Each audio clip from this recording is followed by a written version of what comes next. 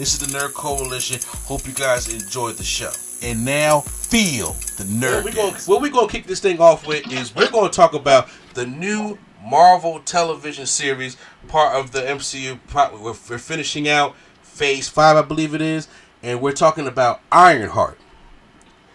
Now, Ironheart was a show about Riri Williams. We got introduced to Riri Williams back during Black Panther Wakanda Forever.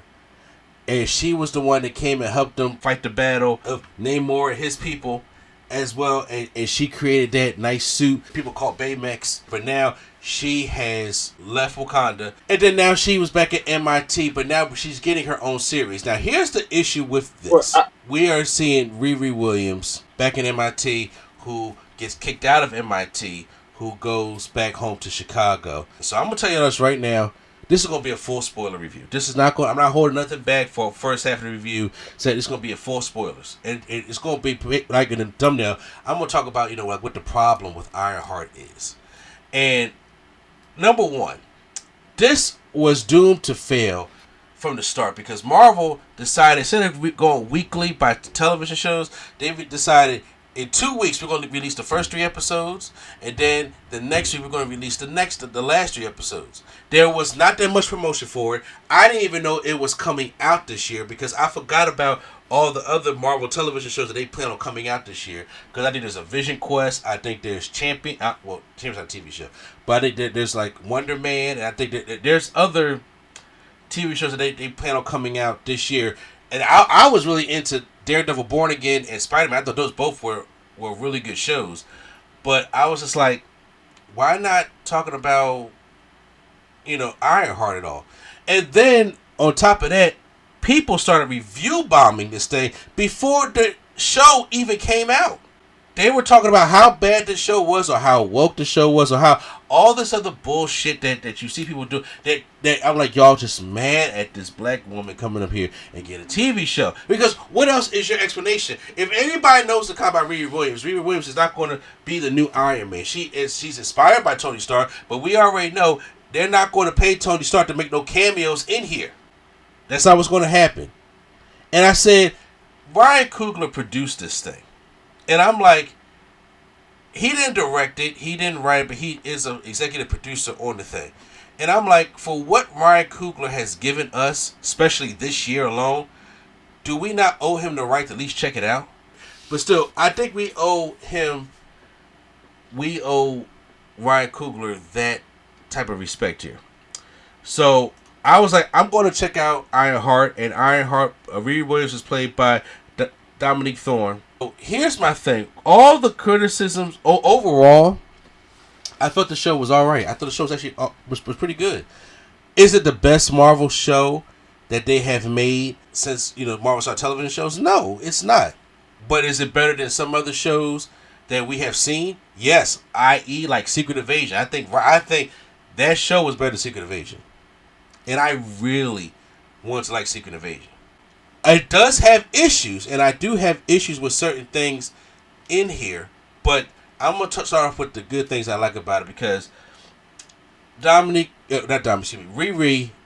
gets kicked out of MIT, and she flies back to Chicago because she's a hustler. She's just sitting there just trying to scheme and find ways to sit there and create her own suit because Wakanda didn't give her back her suit that she created.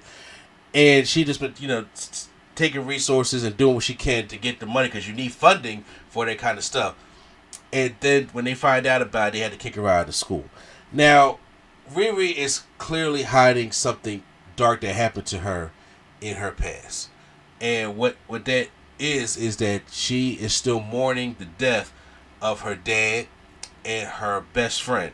Her best friend, Natalie. And her dad was played by Louise Hawkins, who plays Atwood on Chicago PD. So if y'all don't ever watch Chicago PD, I think it's good to see him. It's good to see him in something else other than Chicago PD. So seeing her play that, now he's not in it as much as I would like him to be in there, because I feel as though if they did like an 8 or 9 episode type of show, I felt as though one of those episodes could be dedicated to a flashback episode opposed to just having flashbacks in it. supposedly. So that's what I was thinking about. But then her dad and her best friend Natalie, her best friend Natalie is played by Lyric Ross, and what happens is she in her dad's shop, they both get killed by a drive-by shooter, and she felt as though the paramedics made it a minute too late, and she's always been trying to find ways to build a suit or build something to be able to protect them. But right now, Riri has this thing where she don't let nobody in too much.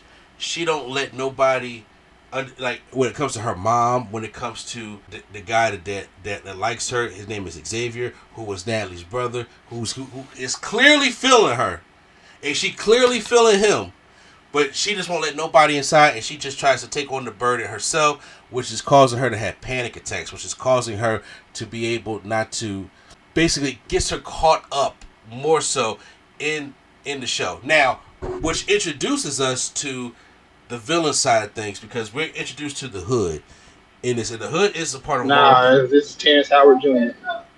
You said it's Terrence Howard Jr.? Yep. You call it Anthony Ramos. Terrence Howard Jr. is disrespectful. But we're introduced to the Hood.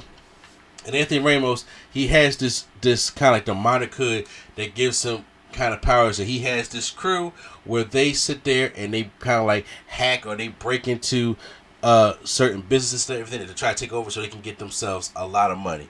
And when it comes to the crew, they have Slug, Clown. At first, they have a guy named Rampage, who was the tech specialist at first. Then they have the Blood Girls, or those underground fight champion girls who like they're ass kickers.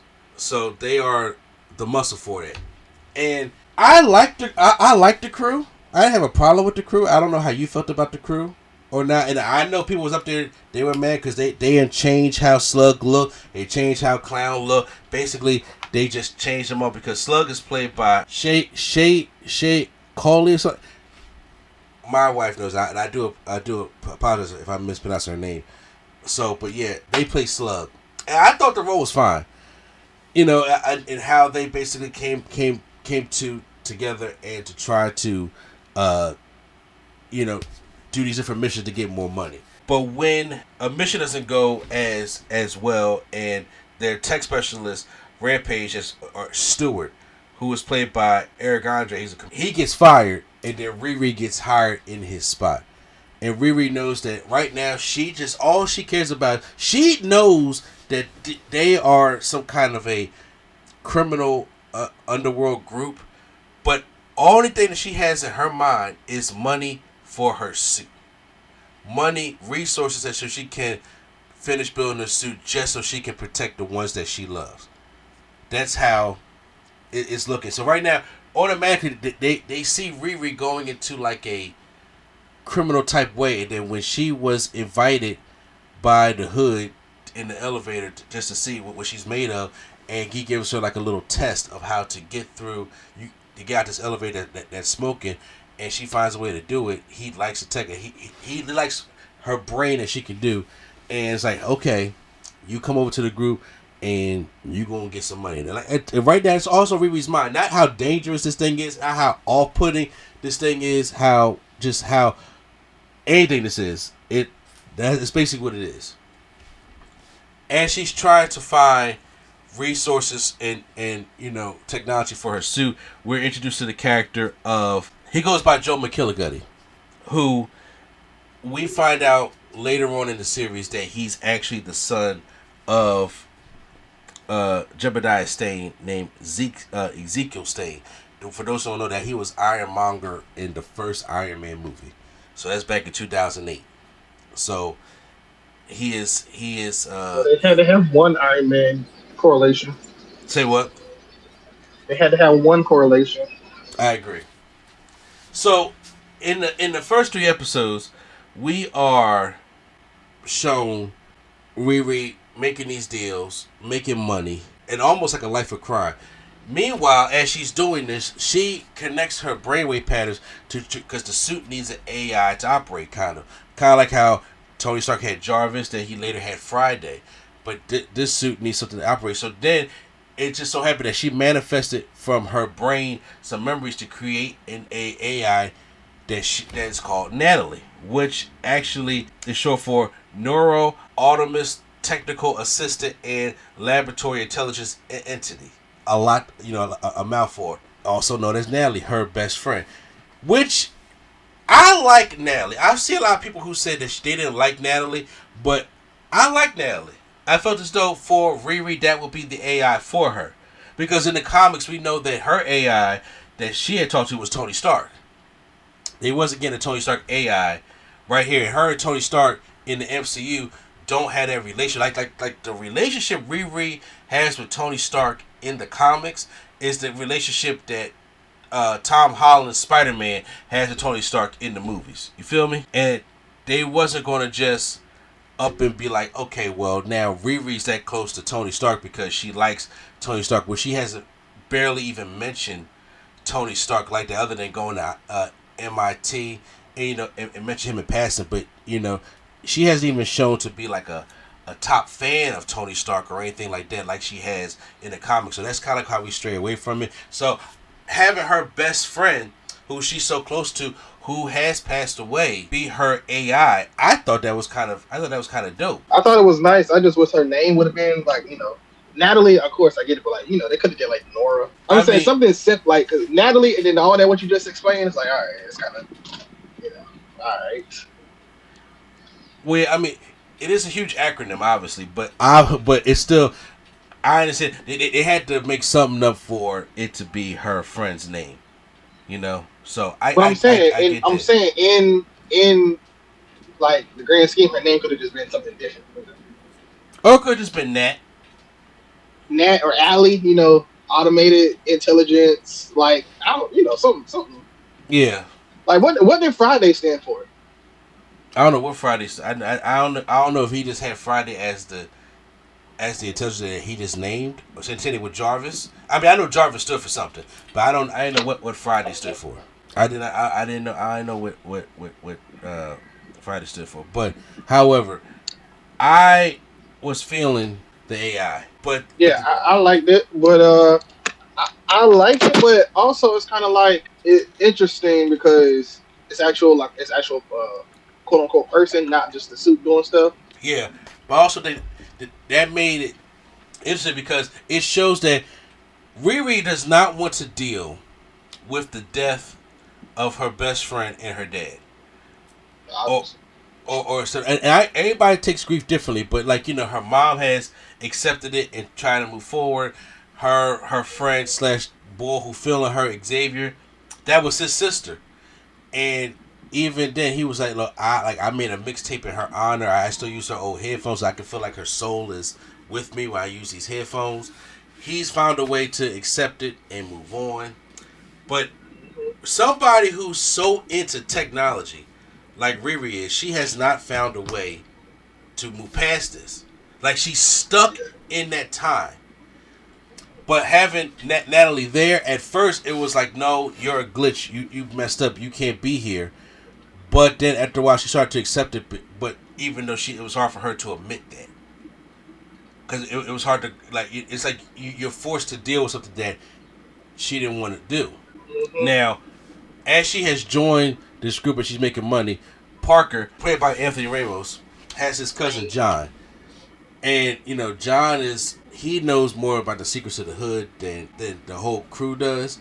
And he's letting them know that this hood is influencing you more than it should be. Like, sometimes we got to cut our losses. Sometimes you just take the little small win, but it's getting a little bit more greedy. It's doing more to influence Parker about this job.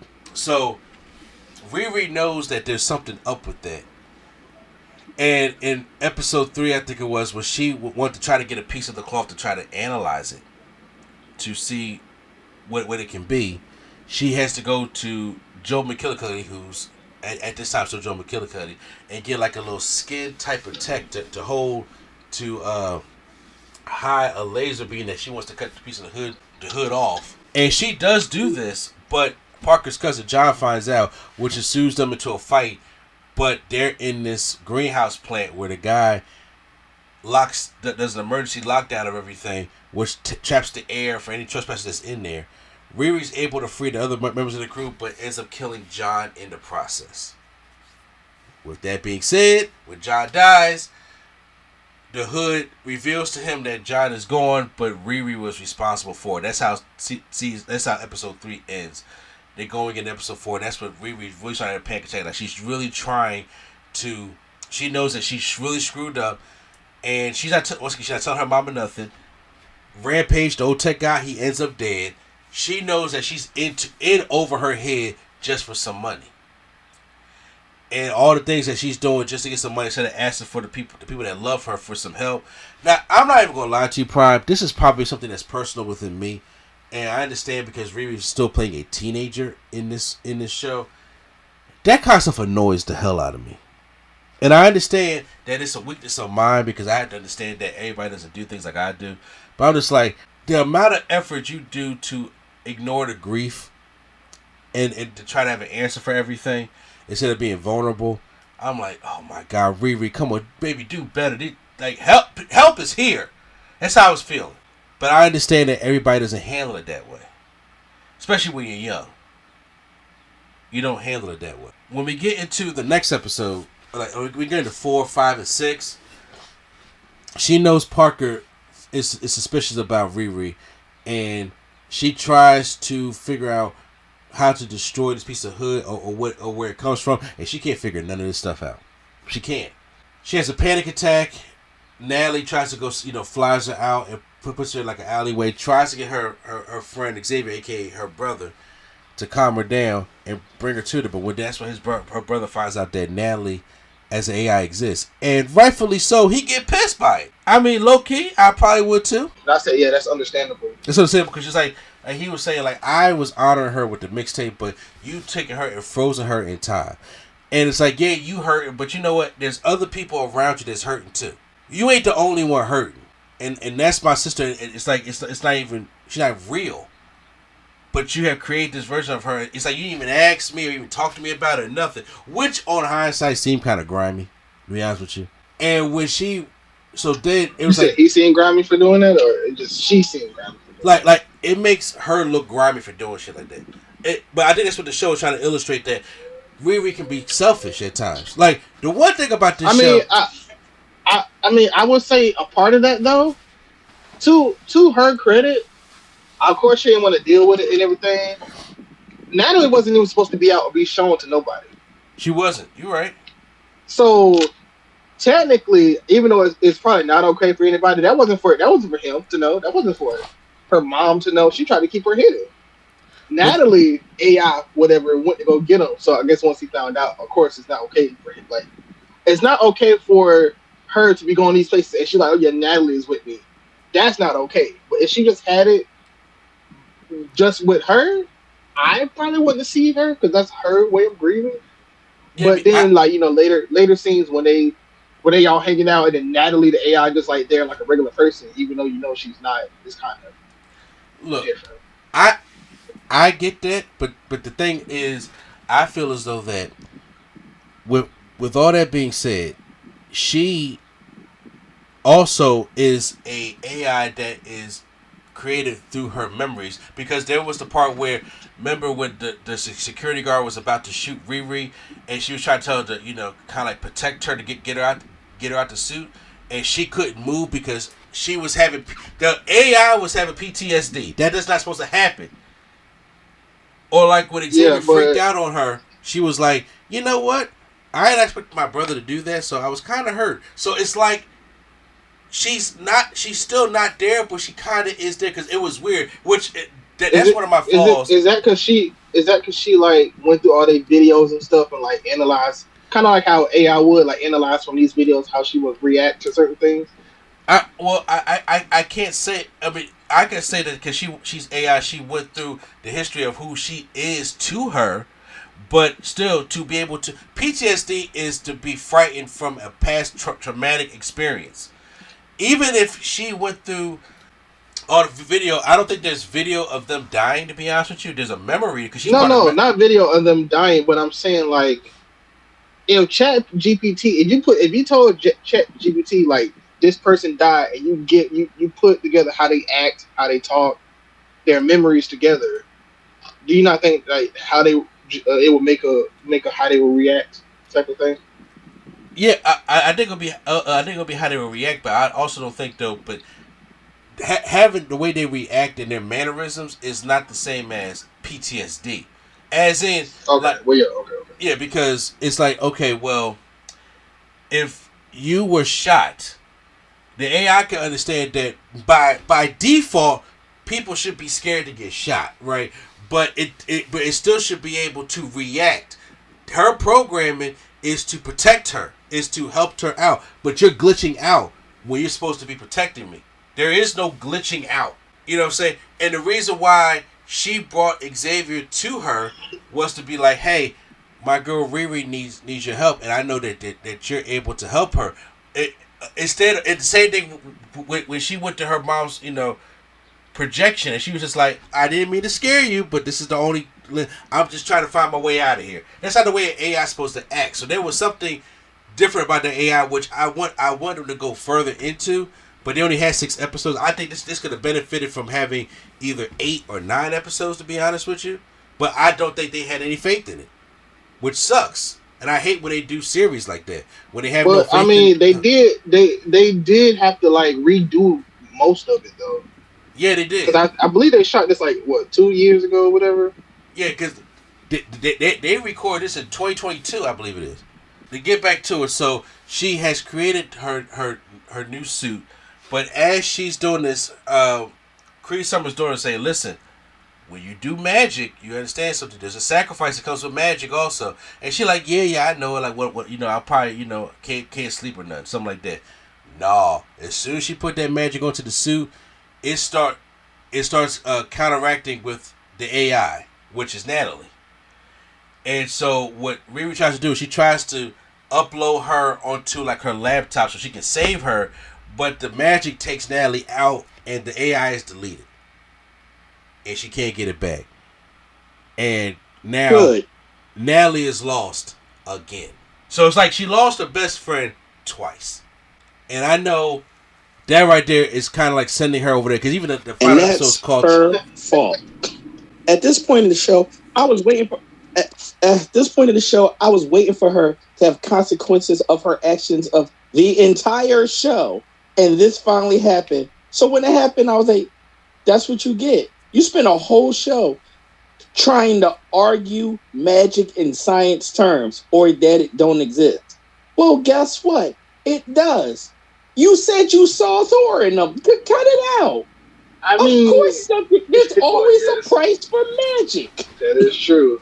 But again, she is like, 15? So, like, they don't care, 15-year-olds don't really care about being right or wrong. They just care about being right or what they got going.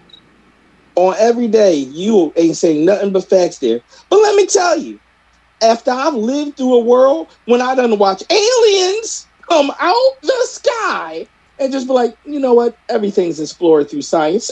It's not. That's been out the window. But see, but then again, she did work with Wakanda, so that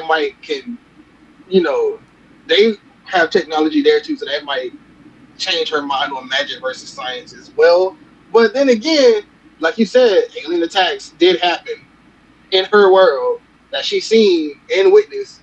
So it's like, yeah, I don't know what she thought was gonna happen. But she goes to confront Parker. Parker by this time has fired all of his group because the group found out that he was the one that killed Rampage or Stu. And so they confront him about it, especially Clown. She confronts him about it, but then he fires them all. But he still has Ezekiel there because he's programmed to protect him. But after Riri resets him, it's just him and Parker fighting, and she finally gets the hood off of him, and he's sitting there like burning and letting know it hurts, like he needs the hood. Which we do see how he was given the hood in the last episode, which we are finally introduced to the devil of the Marvel universe. Mephisto. Is it really finally? Huh? Is it really a finally? Yeah, because I've been calling for Mephisto since WandaVision. I was all the way wrong. Exactly. 4 years ago, we wanted this. Now it's here, and it's like, somebody said this is the equivalent of introducing Galactus in Hawkeye. I I don't know. I don't know about that. I won't go that far, but I do understand because once again, Mephisto operates on the people. Obviously, it's the devil. Okay, he operates on the weaknesses of the human being. Okay, having him right now introduced in like Doctor Strange: The Multiverse of Madness, or having him, in the Marvels or anything, any type of cosmic type of being like that. I do think like having him mentioned in Agatha Harkness when you're dealing with witches and things like that, because if you make him like a big bad in a Doctor Strange movie, it's just like, okay, does he have to be defeated like Dormammu was? And that's why they try to steer everybody away from it and make you think it was like Dormammu that it was. It really was. He's like, no, Dormammu, fuck him. I'm something different. I'm something that you can't control. And besides, if you're going to have the Hood in here, it makes sense because that's where, even in the comic books, where Parker Robinson gets the Hood from, the devil. So you need to have Mephisto in here. I'm just happy that we finally got him, and Sacha Baron Cohen is the one that's playing him, which I didn't know that at first because of all the hair he had on, but I think he did a really good job at it. And I kind of do wish that somebody should have said, Dormammu, I'm here to bargain, just as a callback. Funny. That'd be funny. But it's not Dormammu, though. But I get you. No, not to him. I'm just saying, like, because she thought that it was him. She was like, what you is, Dormammu? He was like, no. I got you. All right, I'm caught up now. Yeah, okay, but Quattro, let me ask you, them just finally revealing Mephisto in the MCU. Your thoughts about it? I was here for it, bro. I know I said this offline. I don't know if you guys saw it. The Hood is my favorite Marvel villain. It has been. Yeah, I roll with C+ players all day. So as soon as they announced the Hood, I was like, I'm getting Mephisto. I am entering a realm of this phase of magic. Yes, I'm here for it. And as said, I like Sacha Baron Cohen's, or as I know him as Borat, I like Borat's portrayal of him. With them showing the reveal, after Riri defeats Parker, he is up there to making a bargain with her. And we are teased the whole way to the I thought the conversation was great. And they gave us a jump scare, which I thought was probably a very creative jump scare to do. Because one, he has the spoon and the tea, which is giving Get Out vibes a lot. I love that. And once again, because Ryan Coogler is the executive producer on this. But when he pulls the spoon out the coffee, and you see his reflection of his natural devil-looking self in the spoon, that shit was amazing to me. And I was sitting there thinking, I didn't take that as a jump scare at all. I was just hey, they show how he really look. No, I didn't know that was supposed to be a jump scare moment. Some people, okay, look, I know when people hear jump scare, they're thinking that they're supposed to automatically jump and scream. A jump scare can also just mean something that when you change the pacing of the music, a shock. Because when I saw it, I was like, oh shit, that's what I said. That's a jump scare. Did I get scared from it? No. Did I go scream for it? But no, I was like, oh, it's kind of like when in WandaVision. Remember when Wanda was talking to Vision and she turned and she sees like the damaged head Vision in gray, and he's like, Wanda, what's wrong? I was like, whoa, okay. Yeah, didn't expect that. It didn't scare me though, but it made me shout something like, oh, like that's a jump scare. It don't have to always follow that same definition of being scared and stuff like that. But it was meant to shock you because the whole time Mephisto has been in this episode, he's been in that Sacha Baron Cohen long hair beard form, But until it was like, okay, and everybody was like, okay, well, we're probably going to get in a movie the real reveal of what the devil-looking Mephisto looks like.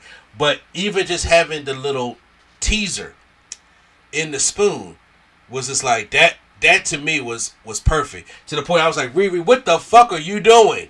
And it shows that she's an idiot. She's an idiot. On 100 idiot. Shows that she's 15 at the end of the day. Like I told you, it's gonna be spoilers. It shows that at the end of the episode, when Natalie comes back and she's doing some work, it's like she's so happy to see her. We're like, did she get the AI back? And then when Natalie pushes her head back, like, you a little too close, boo-boo. And she like, oh, you can touch me. Because Natalie don't know what the hell's going on. She's still in the same close as she died in. I mean, honestly, it should have been a giveaway, kind of like Back to the Future style, when they showed the thing, the memorial, and it wasn't them no more. Yeah. At first, I was like, oh, wait, did she bring both of them back? But... But then when she goes to hug her, that's interesting. And that is interesting. But the thing is, when she went to go hug her, you can see the markings that it was going. Parker is going up her. So now she has made the deal with Mephisto. So now her soul belongs to him for her friend back. Which I get it, and I was like, I give Marvel credit for taking a big ass swing and doing something else. I give Marvel huge credit for that. But I'm gonna tell y'all this right now. Riri was straight stupid on that. Straight stupid on that. And I ain't never seen my wife pissed off at a Marvel TV show that much. Especially involving black people. Mine too. Like she's like, what the hell are you doing? And I was like, everybody was complaining about how much, because this really is that how she watched Tyler Perry movies? No, okay, first this is better than Tyler Perry, obviously.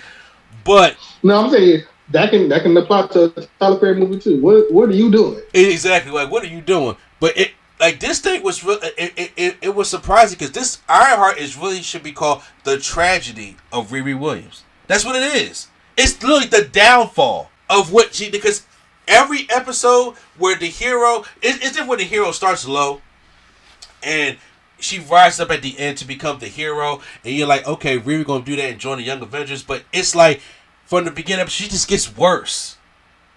She gets worse, and to the point where it's not even illustrated to the point where she gets worse like Parker. Like Parker, his dad was like, you are in my way at 12 years old.